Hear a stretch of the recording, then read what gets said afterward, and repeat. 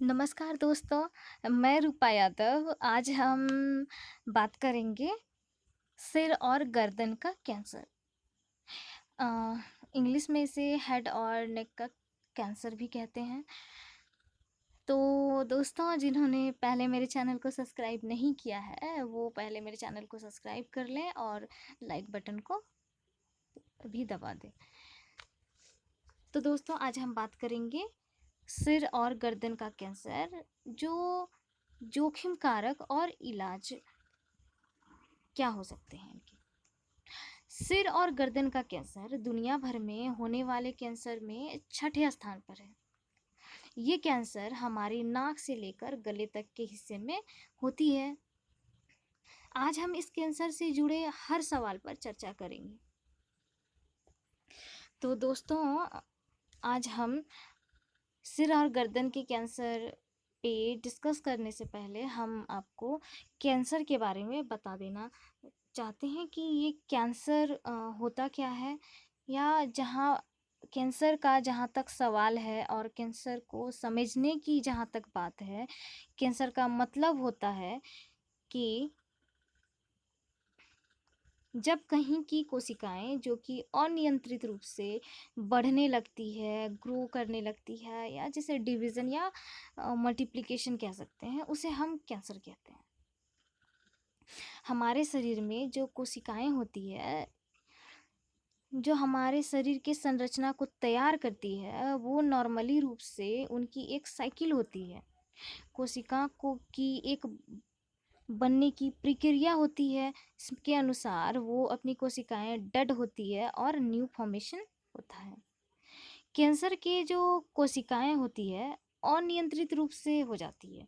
जो उनके स्टेप्स होते हैं, जिस तरीके से कोशिकाएं बनती है, वो अनियंत्रित रूप से डिविजन्स होते हैं और वो एक मास के रूप में आ जाती है, जो कि जानलेवा है।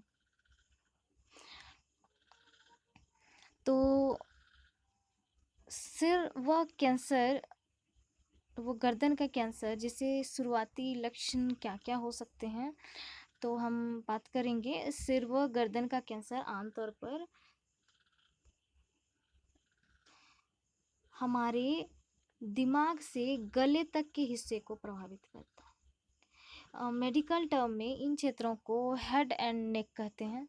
हमारी नाक से गले तक किसी भी जगह पर कोई भी परेशानी होती है और वो लंबे वक्त तक रहती है, तो उसे हेड और नेक कैंसर में काउंट किया जाता है।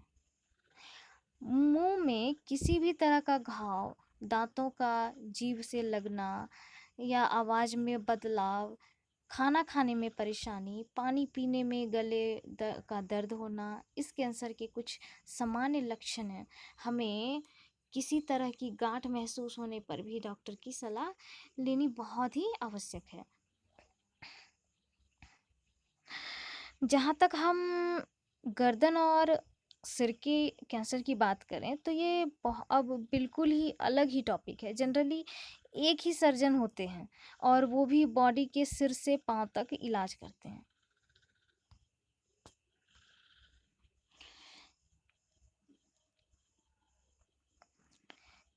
इस जबकि आज साइंस टेक्नोलॉजी डेवलपमेंट की वजह से अलग अलग विभाग हैं और हेड और नेक कैंसर एक बिल्कुल ही अलग ही आइडेंटिटी विभाग हो गई है। हेड और नेक जनरली माउथ के कैंसर आते हैं, जबड़े के कैंसर आते हैं,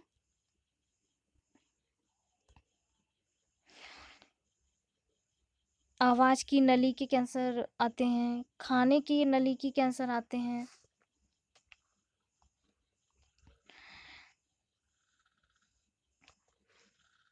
हेड और नेक के कारण क्या क्या हो सकते हैं, इस पे चर्चा करते हैं।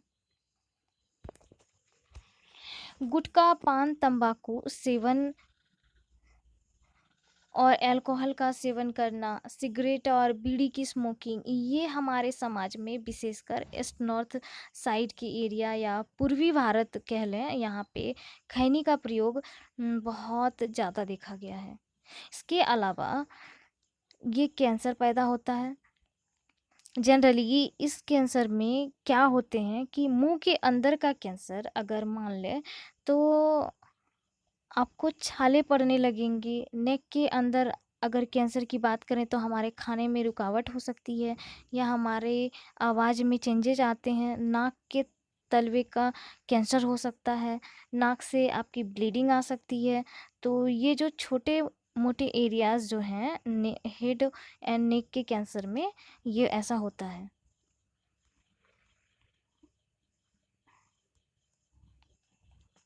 तो जनरली इसमें होता क्या है कि मुंह के अंदर की भाग में छाले पड़े हुए हैं। हम नॉर्मली इसे छाले मान कर चलते हैं और इलाज करते हैं रहते हैं। तो बेसिकली हमारा ज़्यादा परसिस्ट कर रहा है तो 2 से 3 हफ्ते से ज़्यादा हो रहा है तो डेफिनेटली हमें डॉक्टर से कंसल्टेशन करनी चाहिए और इस चीज़ को समझनी चाहिए कि इस तरह की कोई चीज़ तो नहीं हो रही। दूसरी चीज़ जो हमारे खान-पान की समस्या है, जो तंबाकू का सेवन करते हैं, इवन सुपारी का सेवन करते हैं, तो ये भी कार्सिनोजेनिक होता है और कैंसर पैदा करता है। इसके अलावा हम बात करें तो गाँव में ज़्यादा बीड़ी जो बहुत मात्रा में पी जाती है, शराब पिए जाते हैं। इसके थ्रू हमारे गले में, मुँह के कैंसर पैदा होती है। ह्यूमन पेपिलोमा वायरस भी इसका एक कारण है। गले के कैंसर के लक्षण बेसिकली हमारे कोई मुंह में छाला पड़ रहा है, सफ़ेदी आ रही है, हमारे आवाज़ में परिवर्तन लगातार हो रहा है या हमारे खाने में दिक्कतें शुरू हो गई है, तो हमें इस चीज़ की ओर ध्यान देना पड़ेगा। तो हमें तुरंत हेड एंड नेक सर्जन से मिलके समस्या को देखना पड़ेगा कि कहीं कैंसर में परिवर्तित तो नहीं हो रहा।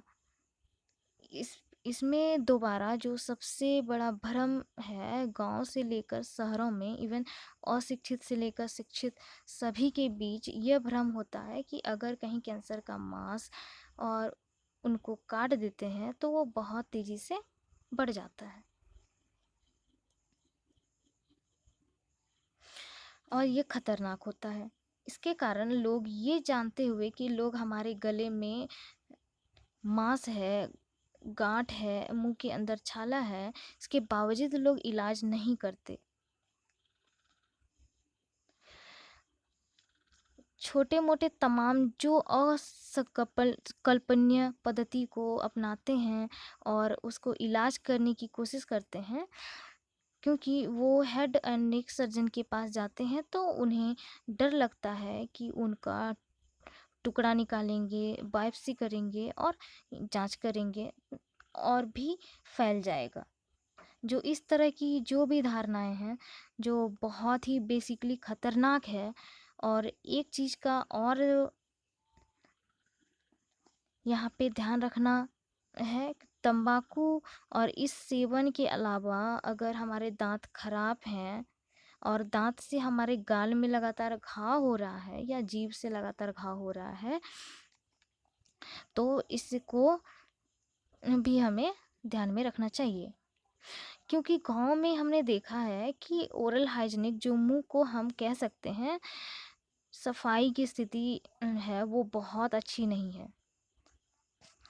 उसमें लोग बहुत ज़्यादा ध्यान नहीं देना ज़रूरत समझते हैं, इसलिए हमें ओरल हाइजीनिक मेंटेन करनी रहती है।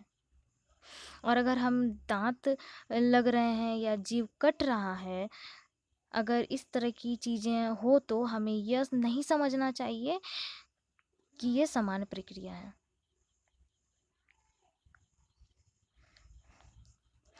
तुरंत हमको मिलके इस चीज़ की इलाज करनी चाहिए,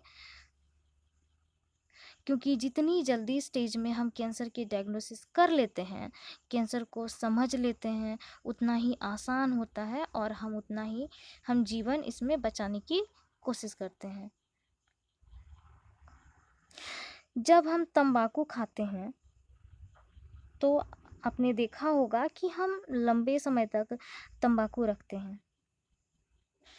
खाते हैं तो पूरे मुंह के अंदर सफ़ेदी हो जाती है। इसको हम लोग सब म्यूकोशल फाइब्रोसिस कहते हैं।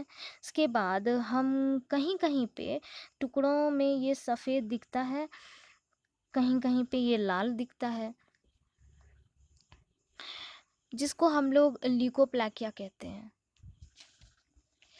ये प्री कैंसेरियस कैंसेरियस कंडीशन कहलाती है। मतलब कैंसर के पूर्व के लक्षण अगर हम यहीं पे सचेत हो जाएं या जाते हैं तो हमारा कैंसर से बचने का संभावना बढ़ जाता है। दूसरी चीज़ क्या है कि हमारे मुंह हमारा धीरे धीरे बंद होना शुरू हो जाता है।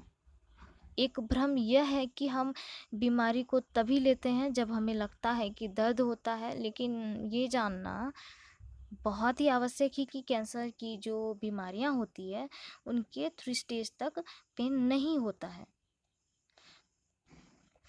पेन ना होने के कारण लोग इसको हल्के में लेते हैं कि ये बड़ी बीमारी नहीं है, और केवल पेन जो होता है उसी को हम बीमारी मानते हैं। दूसरी चीज़, ये छाले और घाव के अलावे हमें गले में गांठ दिखना शुरू हो जाता है। हम कभी गांठ में भी कभी कभी कहते हैं कि नहीं, ये तो साधारण गांठ है, इसको हमें कुछ नहीं करना है। बड़ा होगा तभी, अगर कोई भी छोटी सी गांठ होती है तो हम गांठ परसिस्ट करते हैं और हमें देखना चाहिए, क्योंकि हो सकता है कभी कैंसर नहीं है, कभी कभी टीबी की भी समस्या निकलती है। इसके अलावा बहुत बीमारियां होती है, जैसे गांठ इम्पोर्टेंट हुआ कि मुंह के अंदर हम सारी चीज़ों को देखें, किसी तरह की सफ़ेदी, किसी तरह के छाले या दाना या किसी तरह का खिंचाव होना, मुंह का बंद होना या किसी तरीके का घाव आना, नाक से खून आना एवं गले में गांठ होना, इस तरह के लक्षण होते हैं। इस चीज़ में हमें ध्यान रखना है, जहाँ तक अगर हम स्मोकिंग करते हैं, सिगरेट पीते हैं, तंबाकू खाते हैं और साथ में गुटखा खाते हैं तो हमारे गले में भी कैंसर बन सकता है। गले का कैंसर का मतलब गले में जो हमारी संरचनाएं होती है, पीछे के हिस्से में टॉन्सिल्स होते हैं।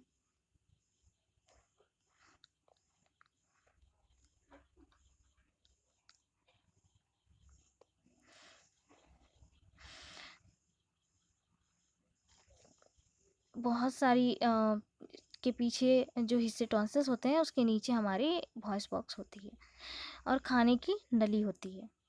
कैंसर कहीं भी हो सकता है, कि हमें ये जांच करना आवश्यक होता है कि ऐसा कोई चीज़ गले में परिवर्तित तो नहीं हो रहा।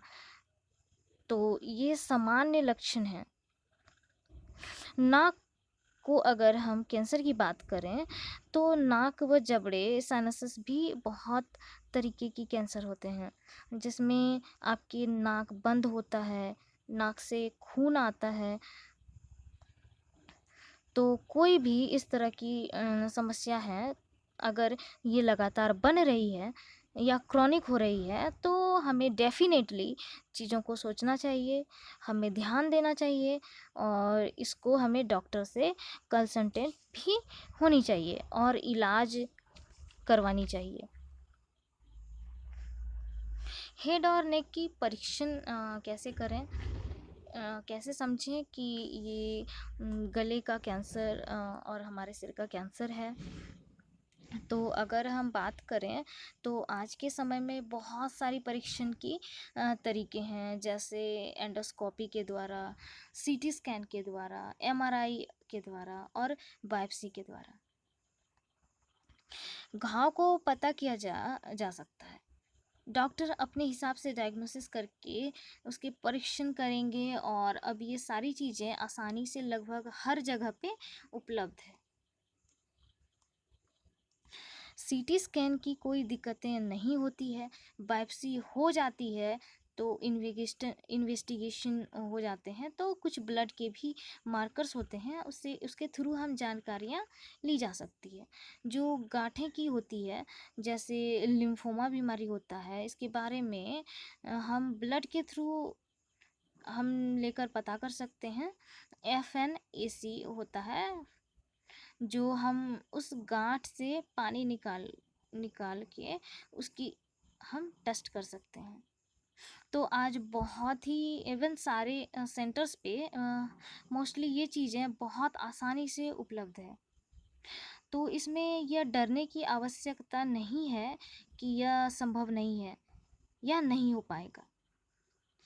कैंसर हो गया तो बचेंगे नहीं, ये इस तरह की का जो भ्रम पालने की ज़रूरत नहीं है। आप निश्चित होकर आप डॉक्टर से मिलकर या सारे परीक्षण करा सकते हैं और उसकी पूरी जानकारियाँ ले सकते हैं, और एक एक जांच भी कि बिल्कुल क्लियर हो सकते हैं के थ्रू। और आप कहाँ हैं, किस स्टेज में हैं, कितना फैला हुआ है, और किस तरह के इसकी इलाज किस तरह से इसकी इलाज कर सकते हैं। सिर व गर्दन का इलाज।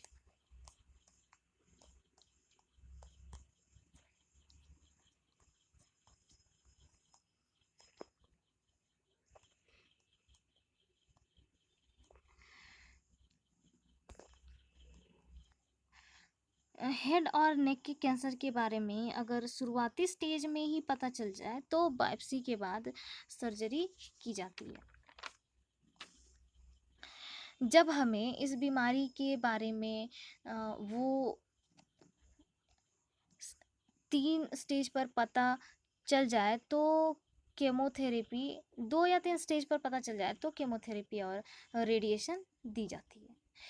कई बीमारी को थोड़ा कम करने के लिए केमो शुरू दिया जाता है शुरू में, जिसके बाद सर्जरी की जाती है। फिर दोबारा ये केमोथेरेपी और रेडिएशन थेरेपी दी जाती है। कुछ अन्य हिस्सों में जैसे कि हमारा वॉइस बॉक्स, यदि वहाँ पर यह पहली स्टेज में हो जाए तो उसे रेडिएशन की मदद से ठीक किया जा सकता है। आसान भाषा में समझे तो सर्जरी, रेडिएशन और केमोथेरेपी के संयोजन से शुरुआती स्टेज में किसी एक प्रक्रिया से इसका इलाज किया जा सकता है। तो दोस्तों हम बात करेंगे सिर और गर्दन के कैंसर के उपचार के क्या क्या दुष्प्रभाव हो सकता है, या संभावित दुष्प्रभाव क्या क्या होते हैं। तो कैंसर का इलाज कौन सा है और इसकी प्रक्रिया, इसके दुष्प्रभाव के प्रमुख कारक, जैसे कि सर्जरी करने के बाद उस भाग को आमतौर पर निकाल दिया जाता है। ऐसे में वह हिस्सा हमारे शरीर में जो काम करता था, जाहिर तौर पर अब वो काम अब रुक जाएगा। वही रेडिएशन और केमोथेरेपी के बाद मरीज में मुंह से सूखापन, खाने के स्वाद में बदलाव, खाना निगलने में परेशानी होना कुछ संभावित दुष्प्रभाव हैं। हालांकि यह लंबे वक्त तक नहीं रहते हैं। तो हमारी अगला जो पॉइंट है वो है उपचार के बाद मरीज को किस तरह से की एहतियात बरतनी चाहिए। हेड और नेक का कैंसर का इलाज किसी एक व्यक्ति से नहीं हो सकता। इसके साथ व्यावसायिक ट्रीटमेंट की ज़रूरत भी होती है, जिसमें उपचार के बाद मरीज की ज़िंदगी में काफ़ी बदलाव आते हैं, जिसके बारे में जानना बेहद ज़रूरी है। यदि सर्जरी के बाद आपका मुंह ठीक से नहीं खुलता तो आपको थेरेपी के द्वारा सिखाया जाता है। कई बार खाना पाइप के द्वारा दिया जाता है। ऐसे में इस प्रक्रिया के बारे में सीखना ज़रूरी हो जाता है। खाना किस प्रकार का खाना चाहिए यह जानना बेहद महत्वपूर्ण है। इलाज के बाद धीरे धीरे हम वापस की जीवन शैली में कैसे लौटें, और यह जानना ज़रूरी है कि थेरेपी के ज़रिए आपको एक्सरसाइज, खाना घुलना, यह सब सिखाया जाता है कि आप खाना को कैसे स्वेलअप कर सकते हो। तो दोस्तों हमारा आखिरी पॉइंट है कि सिर और गर्दन के कैंसर की कौन सी स्टेज सबसे खतरनाक होती है। कैंसर की कोई भी बीमारी अगर पहली और दूसरी स्टेज में पकड़ में आ जाती है तो उसे किसी एक ही इलाज प्रक्रिया से ठीक किया जा सकता है। स्टेज 3 और 4 में भी मरीज ठीक हो सकता है। यदि मरीज की चौथी स्टेज 4A है तो सही तरीके से सर्जरी और केमो की मदद से 60 से 70% लोग ठीक हो सकते हैं। शुरुआती स्टेज में लगभग 70 से 80% लोग ठीक हो सकते हैं। वहीं तीसरी और चौथी स्टेज में 30 से 40% लोग ठीक होने के चांसेस होते हैं और वो लंबे वक्त तक जिंदा भी रहते हैं। तो दोस्तों, आज मैं अपनी वीडियो को यहीं पे समाप्त करती हूँ। आशा करती हूँ कि आपको मेरी ये जानकारी महत्वपूर्ण जानकारी आपके लिए ये वीडियो महत्वपूर्ण रहे। धन्यवाद।